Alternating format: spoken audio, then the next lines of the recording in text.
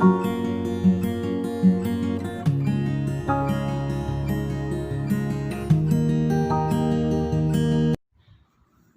बेटे, we will continue our topic factors controlling temperature, तापमान को नियंत्रित करने वाले कारक।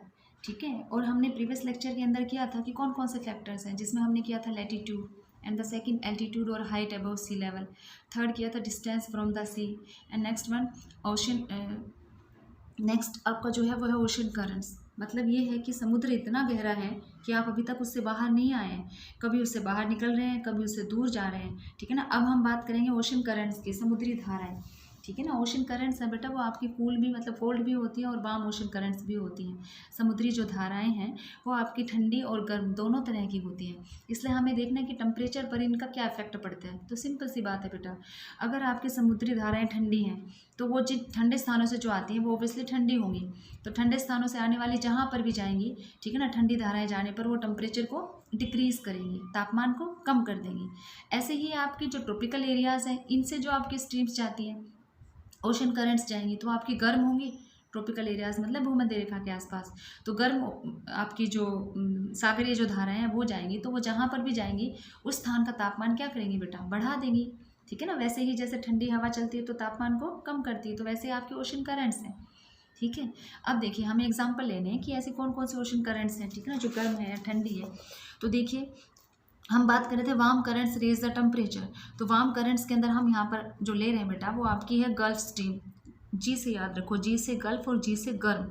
ठीक है ना। गल्फ स्ट्रीम जो है वो आपकी क्या है, वार्म ओशन करंट है। ठीक है ना। Keeps winter time temperature in great Britain and much of western Europe warmer than one would expect for their latitudes. मतलब आपकी जो गल्फ स्ट्रीम है या गर्म गल्फ स्ट्रीम जो आपकी गर्म धारा है, ठीक है ना, ये बेटा तापमान जो है उसको बढ़ा देती है जहाँ पर भी जाती है। जैसे इसमें आपके दिया हुआ है कि ये आपकी यूरोप के तटीय भागों का तापमान है वो ऊंचा बनाती है। ठीक है ना।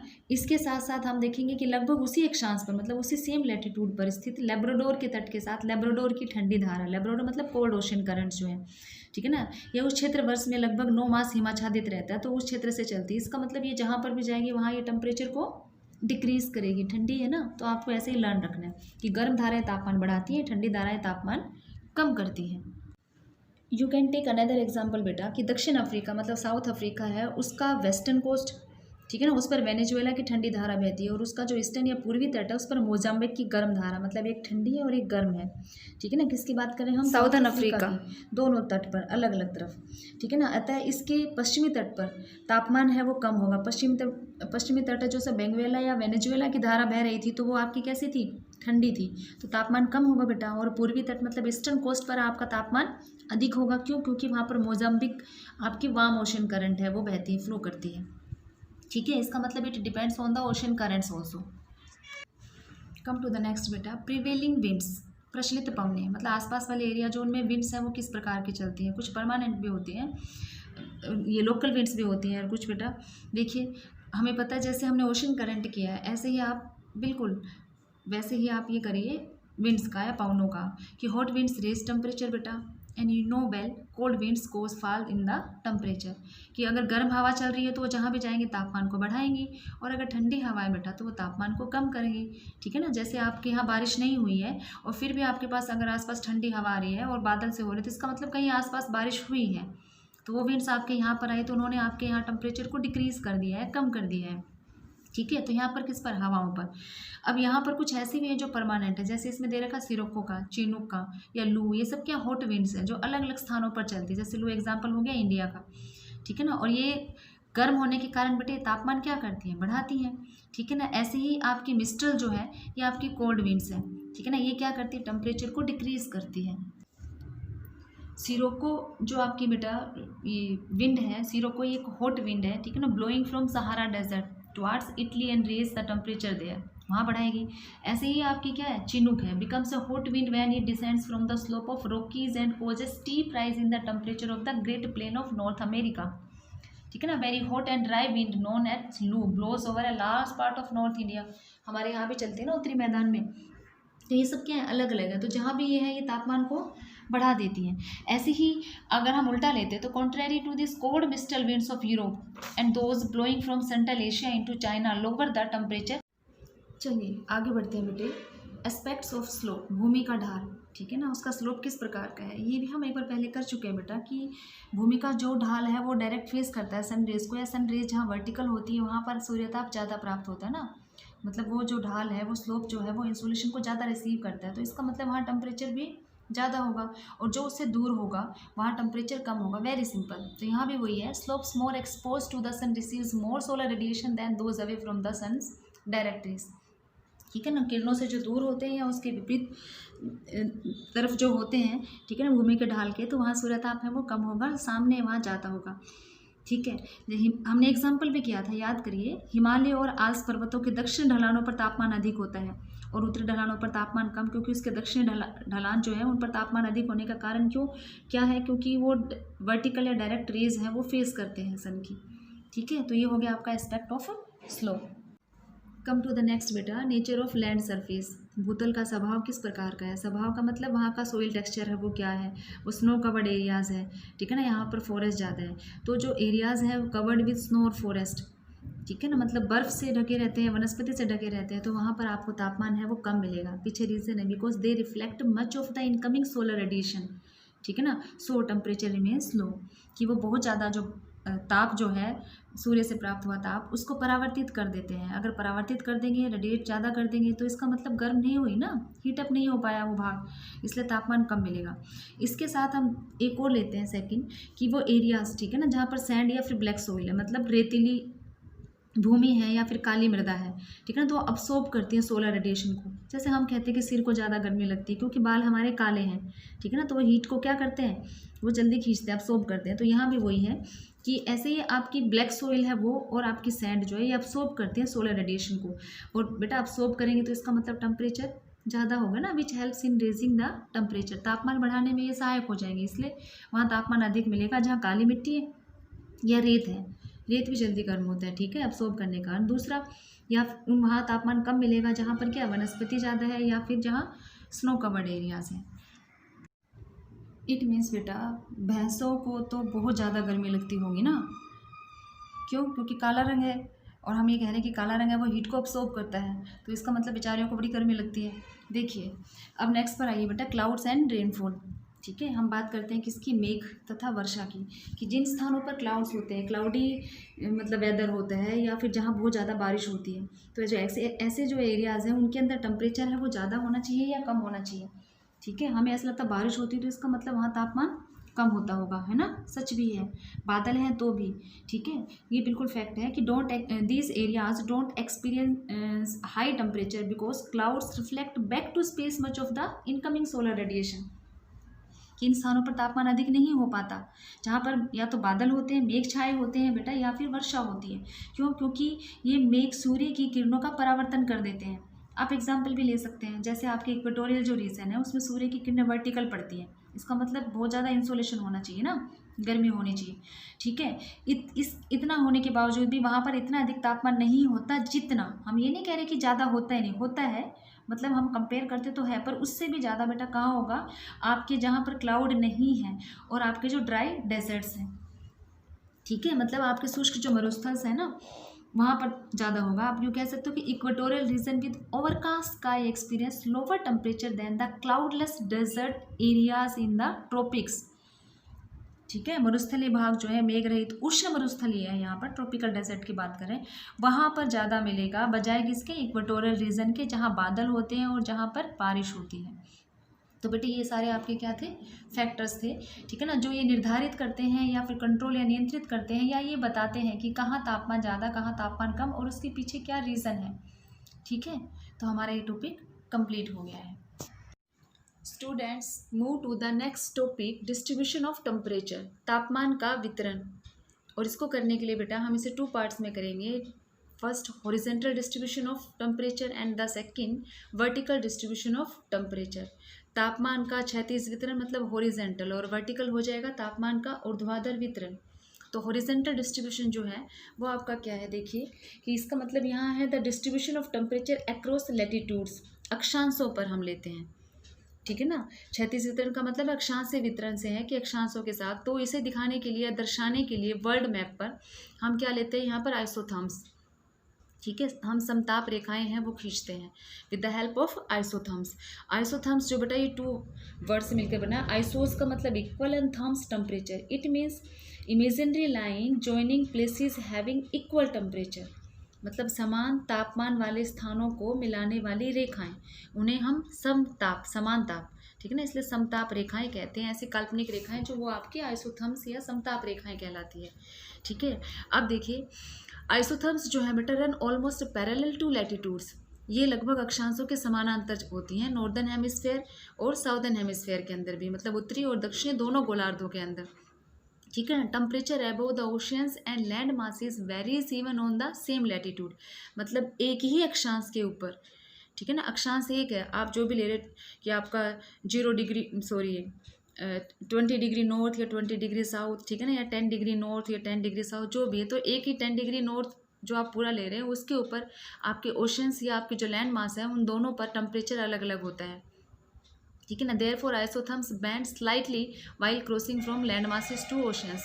जल और स्थल का तापमान भिन्न क्यों होता है ये भी आपको ध्यान रखना है, क्योंकि हमने किया था ना कि दोनों की टेंडेंसी अलग अलग है। एक देर से गर्म होता है, देर से ठंडा होता है। कौन बेटा? पानी। ठीक है ना, जल देर से गर्म देर से ठंडा होता है, और आपका स्थल भाग जो है वो उतना ही जल्दी, मतलब रैपिडली, ठीक है ना, हीट एंड कूल डाउन, वो आपका जल्दी गर्म भी हो जाता है, जल्दी ठंडा भी हो जाता है। इसलिए इनकी इस प्रवृत्ति के कारण इनके ऊपर जो टेम्परेचर है वो अलग अलग होता है, कि एक ही लैटिट्यूड पर जहाँ ओशन आ रहा है और सेम उसी लैटिट्यूड पर अगर आपके कॉन्टिनेंट आ रहा है तो दोनों का टेम्परेचर जो है वो आपको, मतलब तापमान अलग मिलेगा। किसका? महाद्वीप का अलग और महासागर का अलग मिलेगा। ठीक है, अलग होने के कारण बेटा आपकी जो आइसोथर्म्स जो है, ठीक है ना, ये बैंड होती हैं, मतलब जब भी क्रॉस करती हैं सागर से और महाद्वीप पर पहुंचती है या फिर महाद्वीपों से सागर पर आती हैं, मतलब एक को क्रॉस करते वक्त, तो ये स्लाइटली बैंड मतलब मुड़ जाती है। Come to the next characteristic of isotherm बेटा, समताप रेखाओं की अगली विशेषता लेते हैं। There are less bends in the isotherms in southern hemisphere, मतलब दक्षिणी जो गोलार्ध है उसमें आपकी समताप रेखाएं बहुत कम मुड़ती नजर आती है। क्यों? Because of more water area, क्योंकि पानी है वहाँ ज़्यादा है। ठीक है ना, जल भाग जो है, मतलब महासागर जो है वो ज़्यादा है और लैंड एरिया कम है, resulting in uniform temperature distribution. इसलिए तापमान संबंधी विषमताएं भी कम मिलेगी, क्योंकि हमें पता है कि जहाँ जल होता है वहाँ पर क्या मॉडरेट क्लाइमेट होती है। इसकी बजाय अगर हम नॉर्दर्न हेमिस्फेयर का देखेंगे तो नॉर्दर्न जो हेमिस्फेयर है उसके अंदर आपको क्या यही बहुत ज़्यादा वेरिएशन मिलेगा। ठीक है ना, जैसे ही आप क्रॉस करोगे ओशन से और कॉन्टिनेंट पर आएंगे तो आप देखेंगे बहुत ज़्यादा बैंड होती ही नज़र आती है। और दूसरा, दोनों के ऊपर टेम्परेचर का डिफ्रेंशिएशन भी ज़्यादा होता है, लैंड मास पर और बेटा ओशन पर। Come to the next, temperature is always high in the tropics and isotherms of high value are located there. Simple है बेटा, क्योंकि आपके ट्रॉपिक्स जो हैं उसके अंदर आपकी रेडिएशन इंसोलेशन है वो ज़्यादा होता है, सूर्यताप ज़्यादा प्राप्त होता है, मतलब सोलर रेडिएशन, तो इसलिए वहाँ पर क्या आपका टेम्परेचर भी ज़्यादा मिलेगा। तो ज़्यादा मूल्य वाले का मतलब वैल्यू क्या है कि मोर देन 30 डिग्री सेल्सियस, अगर हम नॉर्दर्न हेमिस्फेयर की बात करते हैं कि इससे ज़्यादा का डिग्री सेल्सियस टेम्परेचर है वो होगा, तो उसी टेम्परेचर को दिखाने के लिए आइसोथर्म्स जो हैं, ठीक है ना, हाई वैल्यू वाली है वो आपके कहाँ ट्रॉपिक्स पर होंगी।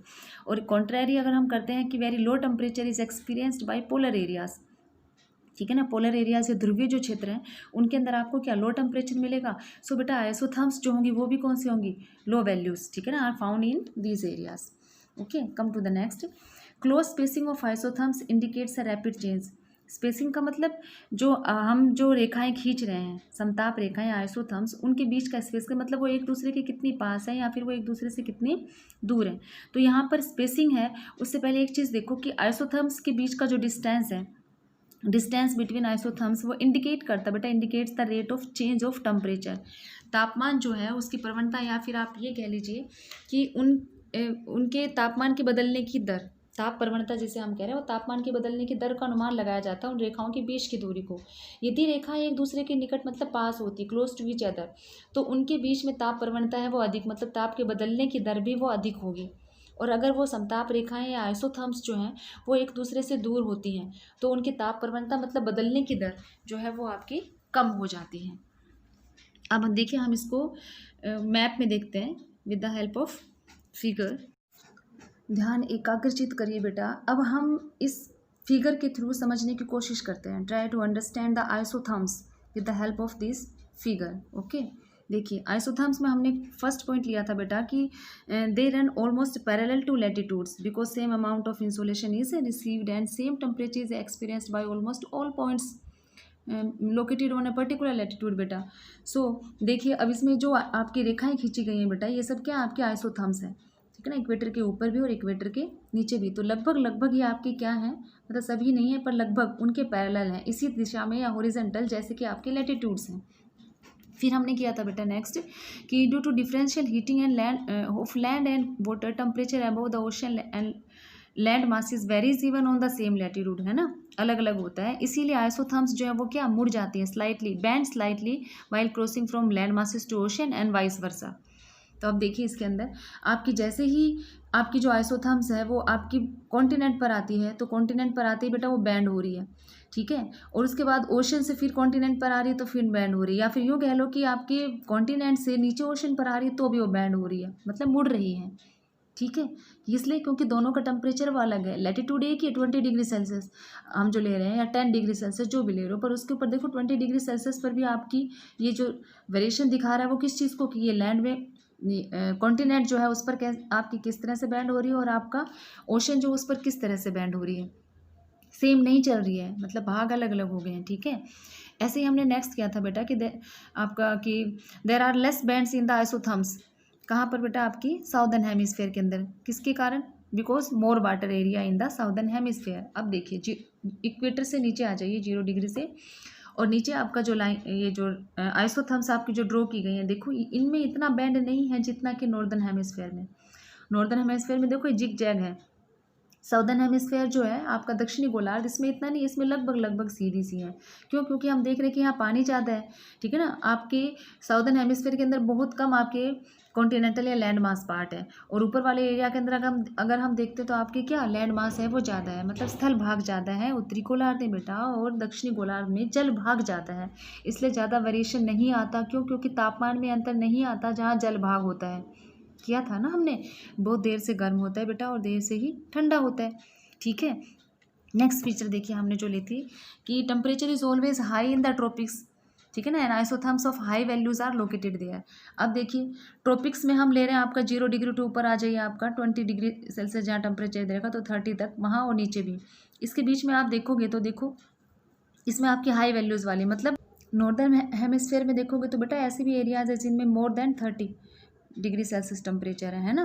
ट्रॉपिक्स के ऊपर हम देख रहे हो तो आपका 20 डिग्री सेल्सियस दे रखा है। जैसे जैसे आप ट्रॉपिक्स से ऊपर जा रहे हो नॉर्थ वार्ड्स और साउथ वार्ड मतलब पोलर एरियाज में, तो आप देख रहे हो आपकी कम होती जा रही है। फॉर एग्जांपल नॉर्दर्न में देखोगे -12.5 डिग्री सेल्सियस दे रखा है ना, -25 डिग्री सेल्सियस, ये क्या आपका टेम्परेचर। ऐसे ही आप सदर्न हेमिस्फेयर के अंदर आ जाइए तो सदर्न के अंदर भी आप क्या देखोगे कि यहाँ पर 10 डिग्री सेल्सियस, मतलब हिमांक से भी नीचे चला जाता है कुछ स्थानों पर। तो ये आपकी क्या वैल्यूज़ को इंडिकेट कर रही है, ठीक है, कि आप ट्रॉपिक्स के ऊपर देखोगे तो इनकी वैल्यू ज़्यादा है बेटा, और जैसे आप ऊपर जाते हो पोलर में तो इनकी वैल्यू है वो कम हो जाती है। तो लो वैल्यू जो आइसोथर्म्स है वो आपकी पोलर में, हाई वैल्यूज जो आइसोथर्म्स है बेटा, मतलब आइसोथर्म्स ऑफ हाई वैल्यू जो है वो आपकी ट्रॉपिक्स के अंदर है, ठीक है। एक कैरेक्टरिस्टिक्स और है हमने की थी कि आइसोथर्म्स वो इंडिकेट करती rate of change of temperature को, ताप प्रवणता, ताप या फिर उसको बदलने की दर। So close spacing of isotherms indicates a rapid change in temperature and बेटा wide spacing means slow change. यही किया था ना हमने फीचर के अंदर, ठीक है, कि आपकी जो समताप रेखाओं के बीच की दूरी ताप प्रवणता से दूरी से ताप प्रवणता का अनुमान लगाते हैं। यदि वो एक दूसरे के निकट होती हैं तो उनकी ताप प्रवणता जो है वो अधिक होती है। एक दूसरे के निकट मतलब देखो जैसे अगर हम नॉर्दर्न हेमिस्फेयर के अंदर देख रहे हैं तो आपकी ये बिल्कुल पास पास है, इसका मतलब अगर ये एक दूसरे के पास हैं तो इनमें ताप प्रवणता अधिक है, मतलब बदलने की दर जो है वो अधिक है, जल्दी चेंज होती है। और अगर हम दूसरा देखते हैं कि यदि एक दूसरे से दूर होती है तो ताप प्रवणता है वो कम होती है। दूर जैसे हम साउदर्न हेमिस्फेयर के अंदर देख रहे हैं 10 डिग्री सेल्सियस और फिर ऊपर 20 डिग्री सेल्सियस, तो इनके बीच का जो डिस्टेंस है ये बहुत ज़्यादा है। तो जब ऐसा होता है कि एक दूसरे से दूर होती हैं तो ताप प्रवणता है वो इनकी मतलब बदलने की दर कम होती है। और वैसे भी यहाँ इसलिए भी कम है क्योंकि यहाँ पर क्या है बेटा आपका जल भाग जो है वो आपका अधिक है। ओके बेटा जी, we will meet soon in the next lecture, so try to understand these topics beta।